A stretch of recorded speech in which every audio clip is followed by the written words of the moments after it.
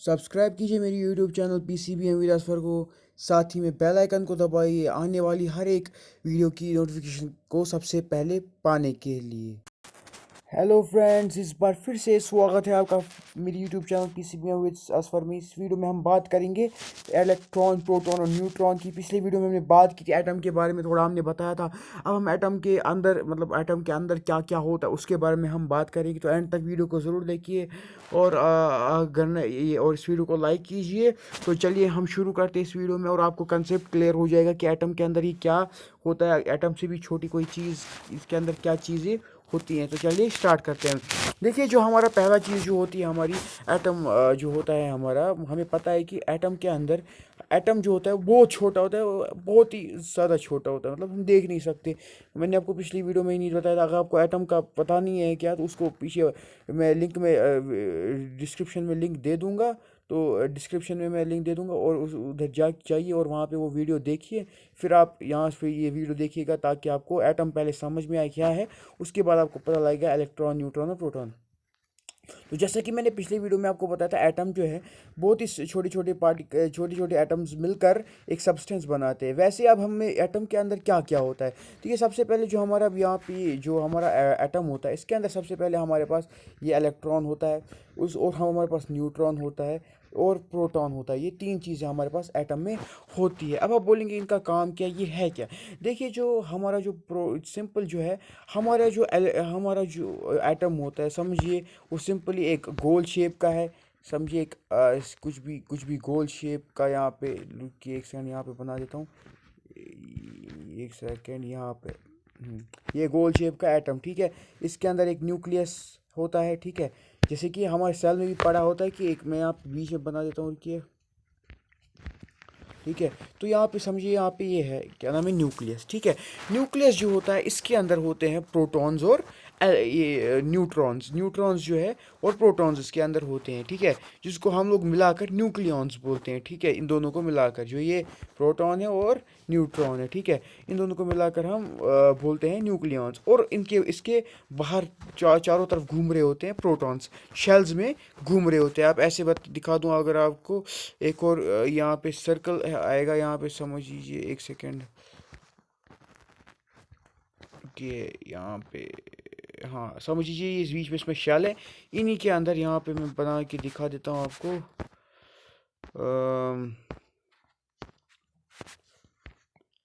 ये जो है, सॉरी ये गलत बन गया। इन पे इन शेल्स में इलेक्ट्रॉन्स होते हैं, ठीक है। यहाँ पे ये मिटा देता हूँ, मिटा दिया, ठीक है। तो इनके अंदर इलेक्ट्रॉन्स, तो ये है हमारे पास बीच में न्यूक्लियस, इनके इर्द गिर्द शेल्स होते हैं अंदर से। और जो समझिए, जो सारी जो मास होता है वो जो एटम का, वो कंसंट्रेटेड होता है इस न्यूक्लियस के अंदर। तो यहाँ पे अगर मैं दिखा दूँ, ये यहाँ पे न्यूक्लियस, तो ऐसे मैं बता देता हूँ यहाँ पे।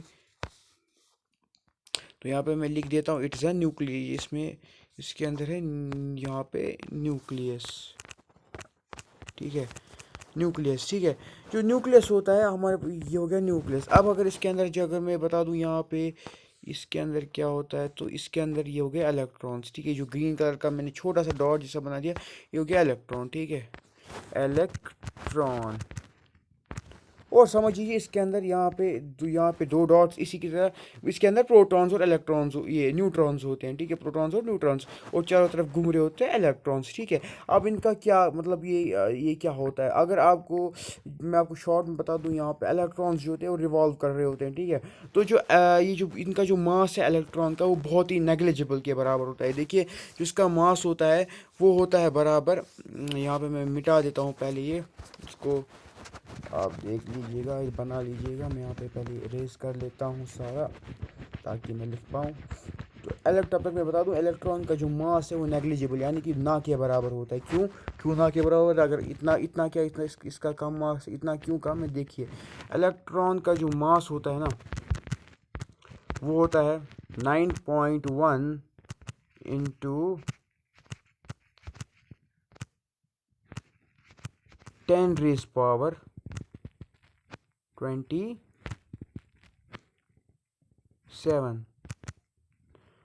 7 यहाँ लिख नहीं पा रहा हूँ मैं, अब मैं ऐसे लिख देता हूँ 27, ठीक है।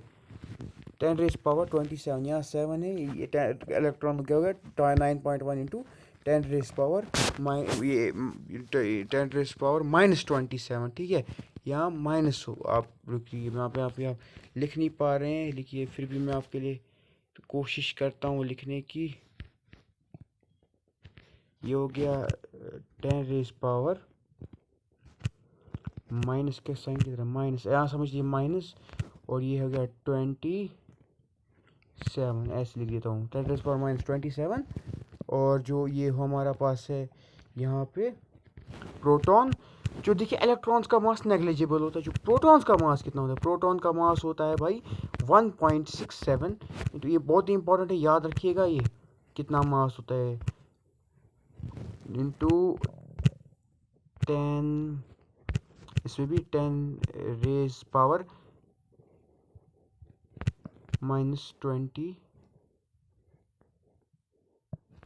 ठीक है, 10⁻-24। और जो न्यूट्रॉन्स होते हैं उनका मास भी यही होता है, यहाँ ऐसे ही बराबर। इन उनका मास लगभग 90 पर, लगभग 100%, थोड़ा सा इधर उधर फर्क, लेकिन लगभग 100% इनका, मतलब लगभग मास इनका सेम होता है, ठीक है। तो अगर आप बताएंगे ये 27, यहाँ पे किलोग्राम साथ में लिख लीजिए, सॉरी किलोग्राम्स नहीं जी, अगर आप किलोग्राम्स में मेजर करना चाहते तो उसके लिए मैं आपको बता दूं, तो यहाँ पे आप 31 लिख लीजिएगा, ठीक है, क्योंकि अगर आपको ग्राम्स में 27 है और किलोग्राम्स में आपको फिर 31 लिखना होगा, ठीक है। तो 31 में लिख देता हूँ 31, ठीक है, -31, ठीक है, ये लिख लीजिएगा। तो 10⁻-31, तो ग्राम्स, ठीक है। तो ये हो गया प्रोटॉन्स न्यूट्रॉन्स का मास, ठीक है। अब इसके बाद होता है आई बारी कि, सॉरी यहाँ पे मेरी मिस्टेक हुई थी, यहाँ -24 मैंने बोल दिया था, -27 है, ठीक है, -27, यहाँ पे किलोग्राम्स लिख दीजिएगा, साथ में kg, सिंपली kg, और यहाँ पे भी kg, और नीचे प्रोटॉन का मास और इलेक्ट्रॉन का मास, ये न्यूट्रॉन का मास सेम होता है। तो ये हो गया इलेक्ट्रॉन, न्यूट्रॉन और प्रोटॉन। तो ये हो गया इसके, ये जो होता है इलेक्ट्रॉन, ये नेगेटिव होता है, इलेक्ट्रॉन इज नेगेटिव, उसको हम ऐसे लिख, नेगेटिव, इसमें यहाँ रुकिए एक सेकेंड, नेगेटिव, ये नेगेटिव होता है, ये हो गया पॉजिटिव, और ये होता है सिंपली न्यूट्रल, ठीक है।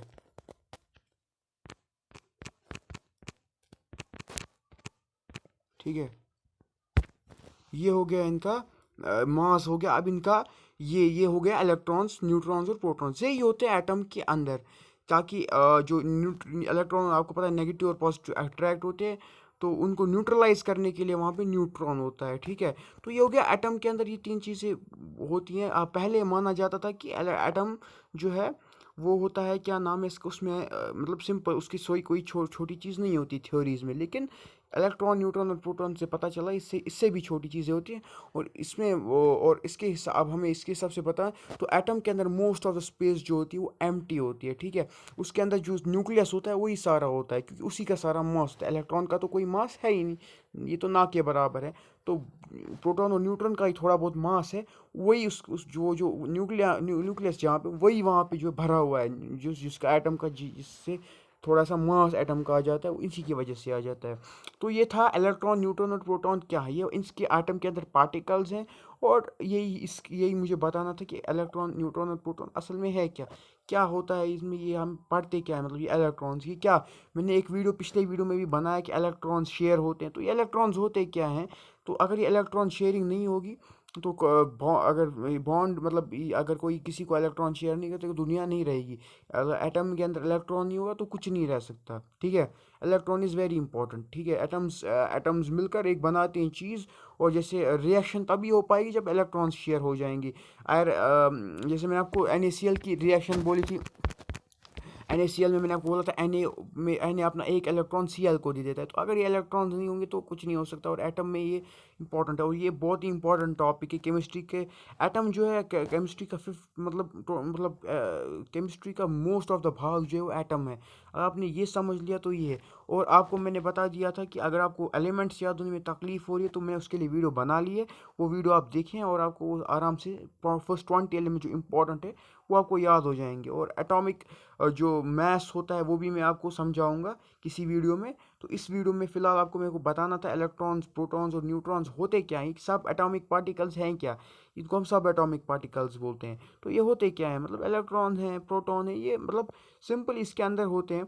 और ये शेल्स में होते हैं इलेक्ट्रॉन, वो कहाँ प्रोटॉन्स की जगह कहाँ पे होती है, ये मैंने आपको आज इस वीडियो में सिंपल भाषा में बताया। असल में ये बहुत ही हायर कंसेप्ट है। आगे आपको फिलहाल मैं seventh sorry eighth ninth tenth level के हिसाब से बोल रहा हूँ कि ये मेरे ज़्यादा जो वीडियोस होते हैं नाइन्थ एट्थ नाइन्थ टेंथ के रिलेटेड होते हैं फ़िलहाल के लिए।